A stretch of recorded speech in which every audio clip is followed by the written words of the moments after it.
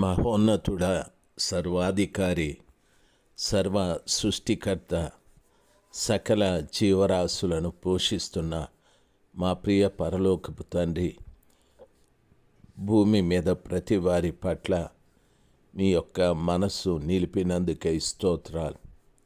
అందుకే మా జీవము మాలో తిరుగుతూ ఉన్నది ప్రభా. ఉచ్ఛ్వాస నిశ్వాసములు మీవే మా ప్రియ పరలోకపు తండ్రి. ఈ దినమున నన్నును నా కుటుంబము వాక్యం వింటున్నటువంటి బిడ్డలు తండ్రి, ప్రతి వారు కూడా సజీవంగా ఉన్నందుకై స్తోత్రాలు, వందనాలు స్వామి. దయచేసి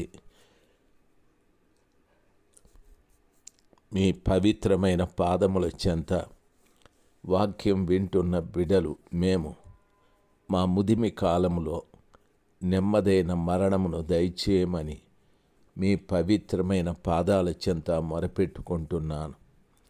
ఏ విధమైన కక్షలు, వివాదాలు, విరోధ భావాలతో మేము బ్రతకకుండా సమాధానముగా బ్రతుకుటకు మాకు సమీపస్తులకును దూరస్తులకును సమీపంగా సమాధానంగా బ్రతుకుటకు సహాయము చేయమని యేసు ప్రభుల వారి నామంలో ప్రార్థిస్తున్నాము తండ్రి. Amen, amen. మార్చి మాసం 2వ తారీఖు 2025 బుధవారం. ప్రియులారా, అద్భుతకరుడైన దేవుని నామంలో మీ అందరికీ వందనాలు చెల్లించుకుంటున్నాను. మొదటి దినవృత్తాంతాల గ్రంథము 26వ అధ్యాయం 20వ వచనాన్ని ధ్యానించుకుందాం.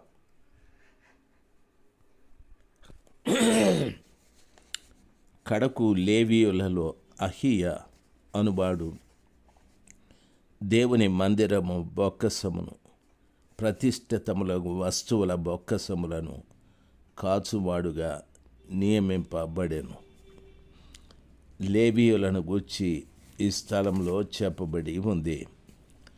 ప్రియులారా, దేవుని యొక్క మందిరంలో బొక్కసమును కావలి కాయు వానిగా అహియాను అహియ అనేటటువంటి ఇతడు లేవీయుడు. దేవుని మందిరపు బొక్కసమును ప్రతిష్ఠితములగు వస్తువుల బొక్కసములను కాచువాడుగా నియమింపబడెను. ప్రియులారా, బొక్కసము అనగా కోశాగారమని అర్థం. దేవుని మందిరములో బొక్కసమును ప్రతిష్ఠితములగు వస్తువుల బొక్కసమును కాచేవాడుగా అహియ నియమించబడ్డాడు. ఈ విషయాన్ని ప్రభు పిల్లలైన మనము జాగ్రత్తగా ఆలోచించాలి. దేవుని ధనము ప్రతి వారి దగ్గర ఉంది. అది కేవలము క్రైస్తవులను ఉద్దేశించి మాట్లాడుతూ ఉన్నాను. దేవుని ధనము ప్రతి వారి దగ్గర ఉంది. అయితే దేవుని ధనమును గూర్చినటువంటి భద్రత చాలామందికి లేదు. మన కుటుంబంలో మన ఇంట పుట్టిన తొలిచూలు పిల్ల కానీ, మన కుటుంబంలో తొలి పంట కానీ, మన కుటుంబంలో తొలిగా పుట్టిన జ్యేష్ఠుడు కానీ, ఇవన్నీ కూడా దేవునికి అర్పణమే. మన కుటుంబంలో మనము సంపాదించిన సంపాదనలో 10వ వంతు దేవునికి అర్పణమే. మన పూర్వీకులు ఈ రీతిగా చేస్తూ వచ్చారు. వారు తొలిచూలు పిల్లని, ఫలములలో తొలి పంటని, కుటుంబంలో తొలిచూలు బిడ్డని, పొలములో వారు పంటను కోసుకునేటప్పుడు పరిగెను వదిలిపెట్టేవారు. వారు పేదవారికిని, అనాథలకును, విధవరాండ్లకును వారి పంటలో పరిగెను వదిలిపెట్టేవారు.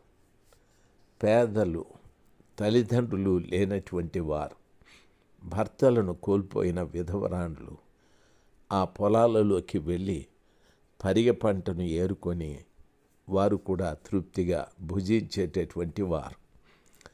అదే రీతిగా ఆ దినమున మన పితరులు చేసిన ఆ శ్రేష్టమైన పద్ధతిని యేసు ప్రభుల వారిని సొంత రక్షకుడుగా అంగీకరించిన ప్రతి బిడ్డ కూడా చెయ్యాలి. నీ ఇంట తొలిచూలు పుట్టిన పిల్ల కానీ, లేక నీ ఇంట తొలిచూలు పుట్టిన బిడ్డ కానీ దేవునికే సమర్పణ. దయచేసి గమనించాలి. నీ పంటలో తొలి పంట, నీ సంపాదనలో 10వ వంతు దేవునికి మనము చెల్లించాలి. ఆ రీతిగా లేకపోతే మలాకీ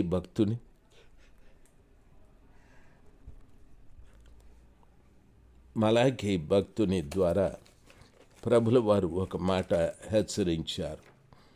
దేవుని వాక్యములో ఈ రీతిగా చెప్పబడి ఉంది. బైబిల్ ఈ రీతిగా సెలవిస్తుంది. మలాకీ గ్రంథము 3వ అధ్యాయము 8వ వచనం. మానవుడు దేవుని యొద్ద దొంగిలునా? అయితే మీరు నా యొద్ద దొంగిలించారు. దేని విషయంలో మీ యొద్ద మేము దొంగిలితమని మీరందరూ అంటారు. 10వ భాగమును ప్రతిష్ఠిత అర్పణములను ఇయ్యక మీరు దొంగిలించారు. ఈ జనులందరూ నా యొద్ద దొంగిలించుచూనే ఉన్నారు. మీరు శాపగ్రస్తులై ఉన్నారు. నా మందిరములో ఆహారం ఉండునట్లు 10వ భాగం అంతయు మీరు నా మందిరపు నీతిలోనికి తీసుకొని రండి. దీని చేసి మీరు నన్ను శోధించిన ఎడల నేను ఆకాశపు వాక్యములను విప్పి పట్టజాలనంత విస్తారముగా దీవెనలు కుమ్మరించదనని సైన్యములకు అధిపతియగు యెహోవా సెలవిచ్చుచున్నాడని వాక్యము సెలవిస్తుంది. మనము దేని విషయంలో దొంగిలించుచున్నాము అంటే 10వ భాగమును ప్రతిష్ఠిత అర్పణములను ఇయ్యక. వాక్యం ఆ రీతిగా సెలవిస్తుంది. ఇవి మనమిచ్చినట్లయితే దేవుని మందిరములో మనకు ఆహారం ఉండునట్లు 10వ భాగాన్ని ఇవ్వాలి. అనగా దాని అర్థం ఏమిటంటే, మందిరములో నాకు ఆహారం ఏమిటి అనే ఆలోచన రావచ్చు. శరీర సంబంధమైన ఆహారం కాకుండా మందిరంలో బోధకుడు మనకు బోధించే ఆ బోధ మన ఆత్మకు అది ఆహారముగా మారుతుంది. మన అంతరంగ పురుషుడు దేవుని వాక్యమనే ఆహారాన్ని భుజించి రోజు కూడా ఆత్మలో బలపరచబడటానికి అవకాశాలు ఉంటాయి. పొరపాటును కూడా దేవుని సన్నిధానంలో ప్రభు పిల్లలైనటువంటి మీరు ఆలోచించవలసిన విషయం, సర్వశక్తిమంతుడైన దేవుని అద్భుతమైన కృపను బట్టి, ఆయన కనికరాన్ని బట్టి మనము చేయాల్సింది, మనకిచ్చిన చిన్న సంపాదన పెద్ద సంపాదన ప్రతి దానిలో కూడా 10వ భాగము అనేది దేవుని కొరకు మనం కేటాయించగలిగితే, అనగా ప్రతిష్ఠిత అర్పణములను కూడా దేవునికి మనము కేటాయించగలిగినట్లయితే, సర్వశక్తిమంతుడైన దేవుని మందిరానికి వెళ్ళినప్పుడు అక్కడ దైవ సేవకుడు మనకు బోధించే ఆ బోధ మన ఆత్మకు ఆహారంగా మారుతుంది. మనము ఆత్మలో ఎదుగుదల చెందుతూ ఉంటాం, ఆత్మలో బలపరచబడుతూ ఉంటాం, ఆత్మలో స్థిరపరచబడుతూ ఉంటాం. ఈ రీతిగా చాలామంది బిడ్డలు దేవునికి కానుకలు ఇవ్వడం, ప్రతిష్ఠిత అర్పణములు కానీ, కృతజ్ఞత అర్పణములు కానీ, 10వ భాగము కానీ ఇచ్చు విషయంలో నిర్లక్ష్యాన్ని చేస్తూ ఉంటారు. ఆ రీతిగా చేయడం వలన 9వ వచనములో చెప్పబడింది, ఈ జనులందరూ నా యొద్ద దొంగిలించుతూనే ఉన్నారు, మీరు శాపగ్రస్తులై ఉన్నారు అని చెప్పబడింది. దేవుని సొమ్ము మన ఇంట్లో నిల్వ ఉంటే మనము శాపగ్రస్తులని వాక్యము సెలవిస్తుంది. దేవుని సొమ్ము మన ఇంట్లో నిల్వ ఉండకూడదు. ఆ సొమ్ము దినము కూడా మన ఇంటిని శాపగ్రస్తమైన గృహముగా మార్చేస్తుంది. కాబట్టి దేవుని పిల్లలైనటువంటి మనము దేవుని యొక్క కోశాది అంటే దేవుని యొక్క బొక్కసములను కాచేటటువంటి వ్యక్తులుగా, నింపే వ్యక్తులుగా మారుదుము గాక. ఆమెన్. 20వ వచనము పూర్తయ్యాది.